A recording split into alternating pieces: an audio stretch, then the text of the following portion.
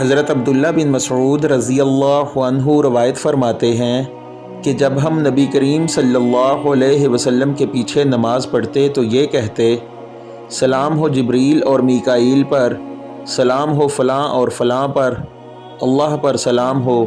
نبی کریم صلی اللہ علیہ وسلم ایک روز ہماری طرف متوجہ ہوئے اور فرمایا: اللہ تو خود سلام ہے، تم اللہ کو کیا سلام کرتے ہو؟ اس لیے جب تم میں سے کوئی نماز پڑھے تو کہے: التحیات للہ والصلوات والطیبات السلام علیک ایھا النبی ورحمۃ اللہ وبرکاتہ، السلام علینا وعلی عباد اللہ الصالحین۔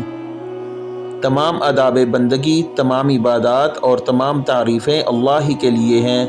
آپ پر سلام ہو اے نبی، اور اللہ کی رحمتیں اور اس کی برکتیں۔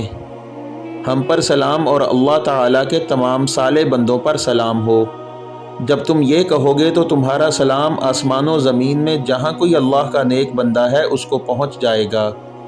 میں گواہی دیتا ہوں کہ اللہ کے سوا کوئی معبود نہیں، اور گواہی دیتا ہوں کہ محمد صلی اللہ علیہ وسلم اس کے بندے اور رسول ہیں۔